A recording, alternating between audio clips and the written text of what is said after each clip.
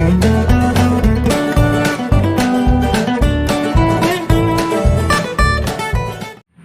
बच्चों को गणित क्लास में हार्दिक स्वागत है। और बच्चों, आज हम लोग अध्ययन करने वाले हैं अध्याय 8.1 के प्रश्न संख्या 12 से।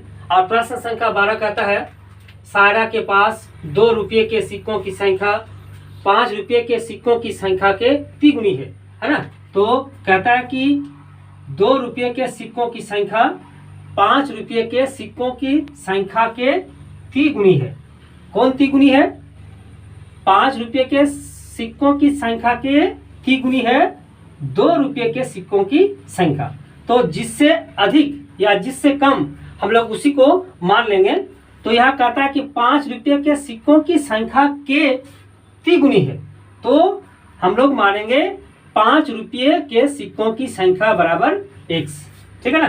तो हल माना 5 रुपये के सिक्कों की संख्या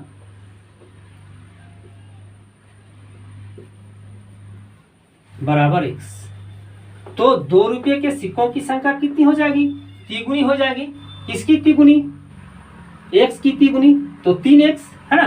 तो 2 रुपये के सिक्कों की संख्या, 2 रुपये के सिक्कों की संख्या, सिक्कों की संख्या बराबर तिगुनी यानी 3x। ठीक है। अब कहता है कि यदि सायरा के पास कुल 60 सिक्के हैं। कितने सिक्के हैं? 60 सिक्के। तो 2 रुपये के सिक्कों की संख्या और 5 रुपये के सिक्कों की संख्या कुल मिलाकर 60 यानी x प्लस 3x दोनों को मिलाकर कितना हो जाएगा? 60 हो जाएगा। तो लिखेंगे प्रश्न से x plus 3x, x plus 3x बराबर 60। ठीक है। तो x और 3x जोड़ने से होता है 4x, तो और 4x बराबर 60। तो x बराबर कितना हो जाएगा? 60 बटा 4, 15 हो जाएगा, है ना। तो x बराबर कितना हो गया? 15। अब x 5 रुपये के सिक्कों की संख्या है ना। तो चूंकि x हम लोगों ने माना है 5 रुपये के सिक्कों की संख्या, अतः यहां पर लिखेंगे अतः 5 रुपये के सिक्कों की संख्या, सिक्कों की संख्या बराबर 15। और 2 रुपये के सिक्कों की संख्या 3x है, तो लिखेंगे 2 रुपये के सिक्कों की संख्या, सिक्कों की संख्या बराबर कितना है? 3x यानी 3 गुना 15। ठीक है। 15 तिया कितना हो गया? 45। अतः 5 रुपये के सिक्कों की संख्या 15 हो गया और 2 रुपये के सिक्कों की संख्या 45। अगर दोनों को जोड़ दिया जाए तो कितना हो जाएगा? 45 और 15 60 हो जाएगा। तो यहाँ कहता है कि कुल कितने सिक्के हैं? 60 सिक्के हैं। अतः हम लोग का उत्तर सही है। अब प्रश्न संख्या 13 क्वेश्चन कहता है कि जन के गुल्लक में 1 रुपये, 2 रुपये और 5 रुपये के सिक्के हैं। उनकी संख्याएं क्रमशः 5:3:2 के अनुपात में हैं। यदि गुल्लक में कुल 840 रुपये हैं तो प्रत्येक प्रकार के सिक्कों की संख्या ज्ञात करें। तो यहाँ कहता है कि जन के गुल्लक में 1 रुपये, 2 रुपये और 5 रुपये के सिक्के हैं। उनकी संख्याएं क्रमशः 5:3:2 के अनुपात में है ना। तो यहाँ हम लोग का अनुपात है, तो फिर क्या करेंगे? माना अनुपात बराबर x। तो हल माना अनुपात बराबर x। ठीक है, तो 1 रुपये के सिक्कों की संख्या देखिए यहाँ पर 5:3:2 है। पहले 1 है, उसके बाद 2 रुपये है, उसके बाद 5 रुपये, तो कितना हो जाएगा 5x। तो 1 रुपये के सिक्कों की संख्या बराबर 5x। तो 1 रुपये के सिक्कों की संख्या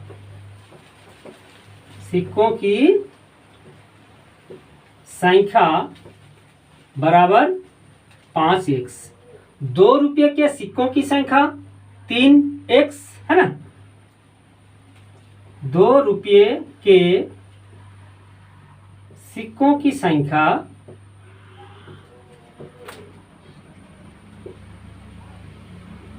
बराबर 3x और 5 रुपये के सिक्कों की संख्या 2x। 5 रुपये के सिक्कों की संख्या बराबर 2x। ठीक है, अब कहता है यदि गुल्लक में कुल 840 रुपये हैं। कितने रुपये 840।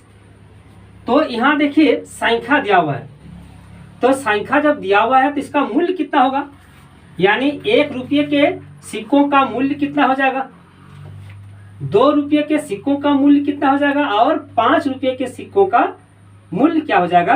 तो हम लोग लिखेंगे 1 रुपये के, अतः 1 रुपये के सिक्के का मूल्य। अब कितने सिक्के हैं, 1 रुपये के 5x सिक्के हैं, यानी 5x गुना 1 हो जाएगा। तो 1 रुपये के सिक्के का मूल्य बराबर 5x गुना 1। 5x गुना 1 बराबर 5x रुपये 5x हो जाएगा। ठीक है, उसी प्रकार 2 रुपये के सिक्के का मूल्य कितना हो जाएगा, 3x गुना 2। तो 2 रुपये के सिक्के का मूल्य बराबर 2 गुना कितना 3x।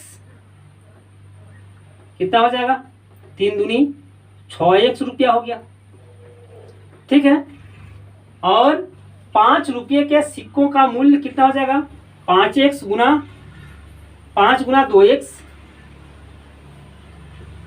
5 रुपये के सिक्के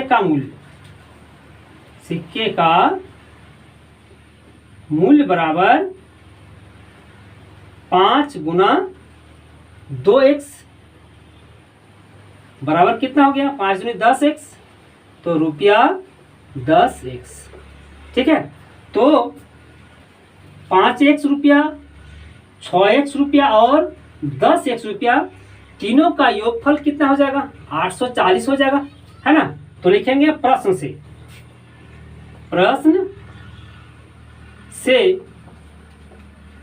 5x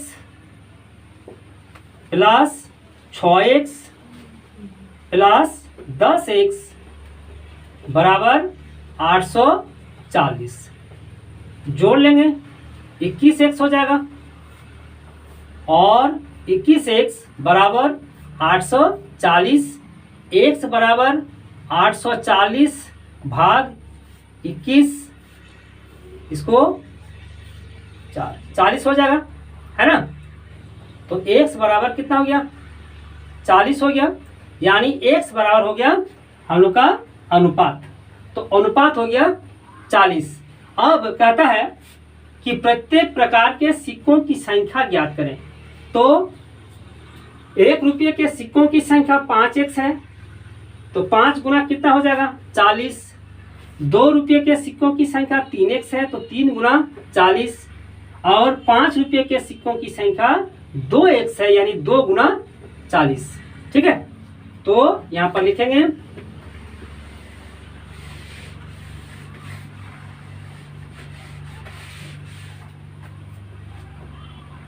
1 रुपये के सिक्कों की संख्या, सिक्कों की संख्या बराबर 5x बराबर 5 गुना 40 बराबर कितना हो जाएगा? 200 हो जाएगा। ठीक है, 2 रुपये के सिक्कों की संख्या, 2 रुपये के सिक्कों की संख्या बराबर 3x है, बराबर 3 गुना 40 कितना हो जाएगा? 120 हो जाएगा। और 5 रुपये के सिक्कों की संख्या 2x, तो 5 रुपये के सिक्कों की संख्या, सिक्कों की संख्या बराबर 2x बराबर 2 गुना 40 बराबर कितना हो जाएगा? 80 हो जाएगा। अब आप इसको जोड़ के भी दे सकते हैं, जैसे 1 रुपये के 200 सिक्के, यानी 1 गुना 200, 1 गुना 200 बराबर 200 रुपया। ठीक है, 120 सिक्के कितने? 2 रुपये के, यानी 2 गुना 120 बराबर कितना हो गया? 240। ठीक, और 5 रुपये के 80 सिक्के हैं, यानी 5 गुना 80 कितना हो जाएगा? 400 हो जाएगा। अब अगर तीनों को जोड़ेंगे तो कितना हो गया? 840। तो 3 प्रकार के सिक्कों को अगर मूल्य में परिवर्तित कर दिया जाए तो रुपये 840 में परिवर्तित हो जाता है। ठीक है, तो हमारा ये उत्तर सही है। अब प्रश्न संख्या 4, क्वेश्चन इस प्रकार है, एक आयताकार कमरे की लंबाई उसकी चौड़ाई की दुगनी है। ठीक है, तो एक आयताकार कमरे की लंबाई उसकी चौड़ाई की दुगनी है। किसकी दुगनी? चौड़ाई की दुगनी। तो मान लेंगे, माना चौड़ाई बराबर x। ठीक है, तो माना चौड़ाई बराबर x।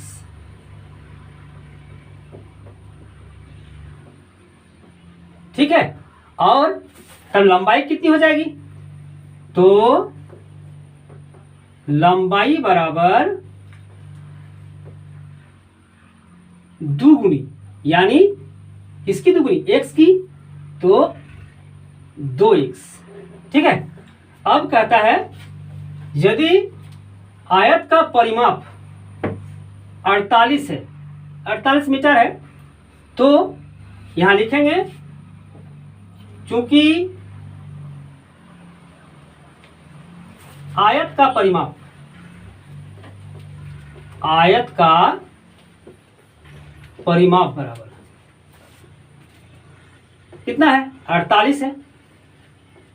ठीक है, अब आयत का परिमाप क्या होता है? ये मान लीजिए आयत है, तो इसका परिमाप कितना होता है? लंबाई 2 गुना, यानी 2 गुना लंबाई हो गया, और प्लस चौड़ाई कितना है? 2 बार है, अतः 2 गुना चौड़ाई हो गया। ठीक है, तो 2 गुना लंबाई और 2 गुना चौड़ाई, तो 2 कॉमा ले लेंगे, तो लंबाई प्लस कितना? चौड़ाई। तो आयत का परिमाप होता है 2 ब्रैकेट लंबाई प्लस चौड़ाई। तो इसको हम लोग यहाँ लिख सकते हैं, आयत का परिमाप जहां पर है वहां पर हम लोग लिख सकते हैं 2 ब्रैकेट लंबाई प्लस चौड़ाई। ठीक है, तो हम लोग लिख रहे हैं 2 ब्रैकेट लंबाई प्लस चौड़ाई बराबर कितना? 48 है ना। तो अब लंबाई कितनी है? 2x है, लिखेंगे 2 ब्रैकेट लंबाई 2x प्लस चौड़ाई कितनी? x है, तो 2 ब्रैकेट 2x प्लस x बराबर 48 हो गया। अब 2 को इधर क्या करेंगे? या तो आप इसे जोड़ सकते हैं, तो 2 गुना 3x है ना बराबर 48। ठीक, अब कितना हो रहा है, 3 दूनी 6, तो 6x हो गया, तो लिखेंगे 6x बराबर, और 6x बराबर 48। तो x बराबर कितना हो जाएगा, 48 भाग 6, 6 8 48, यानी x बराबर कितना हो गया, 8 हो गया, है ना। तो x क्या है, चौड़ाई है, तो अतः आयताकार कमरे की चौड़ाई बराबर x बराबर 8। तो आयताकार कमरे की चौड़ाई बराबर कितनी है, x है, बराबर कितना हो गया, 8 हो गया, 8 मीटर। तो लंबाई कितनी हो जाएगी, 2x, लंबाई बराबर 2x बराबर 2 गुना x का मान 8 है, तो 2 गुना 8 हो गया, बराबर 8 दूनी 16 मीटर, है ना। तो चौड़ाई 8 मीटर और लंबाई 16 मीटर। ठीक है, अब सवाल नंबर 15। क्वेश्चन कहता है कि एक आयत का परिमाप 13 सेमी तथा चौड़ाई 5/2 सेमी है, तो आयत की लंबाई ज्ञात करें। यहाँ परिमाप दिया हुआ है, परिमाप कितना है, 13 cm है, और चौड़ाई 5/2 cm है, तो लंबाई ज्ञात करना है। तो क्या दिया हुआ है, पहले लिख लेंगे, दिया हुआ है, लिखेंगे हॉल दिया है, परिमाप बराबर किसका, आयत का, आयत का परिमाप बराबर 13 cm। ठीक है, और चौड़ाई बराबर 5/2 cm सेंटीमीटर। तो आयत की लंबाई ज्ञात कीजिए, है ना। तो अब लिखेंगे आयत का परिमाप बराबर, चूंकि आयत का परिमाप बराबर 13 cm। अब हम लोगों ने आयत का परिमाप देखा, आयत का परिमाप का जो सूत्र होता है, 2 ब्रैकेट यहां देंगे और लंबाई प्लस चौड़ाई। ठीक है, बराबर कितना, 13 cm और 2 ब्रैकेट, लंबाई कितनी है, नहीं है, तो लंबाई को हम लोग लंबाई ही रखेंगे, या तो आप x भी ले सकते हैं। ठीक है, प्लस चौड़ाई कितनी है, 5/2, बराबर कितना हो गया, 13 हो गया। 2 देखिए यहाँ ब्रैकेट है, 2 गुना है, तो 2 इधर ले जाएंगे तो भाग हो जाएगा, तो और कितना हो जाएगा, लंबाई प्लस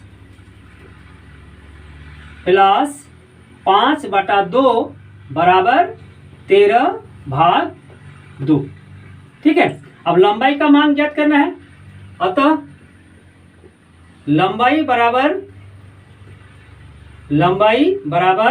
13/2, अगर प्लस है तो दायां पक्ष में जाएगा, माइनस हो जाएगा, 13/2 माइनस 5/2। ठीक है, बराबर कितना हो जाएगा, लॉस हो जाएगा 2, 13 माइनस कितना 5 बराबर 8/2, बराबर कितना हो गया, 4 दूनी 8 बराबर 4। तो आयत की लंबाई कितनी है, अतः आयत की लंबाई बराबर, आयत की लंबाई बराबर 4 cm। बस यही आंसर है। तो बच्चों 8.1 अध्याय हम लोग का समाप्त होता है और आने वाले वीडियो में हम लोग 8.2 का सवाल का हल हम लोग देखने का प्रयास करेंगे। अगर यह वीडियो आपको पसंद आया तो प्लीज़ लाइक, शेयर और सब्सक्राइब जरूर करें।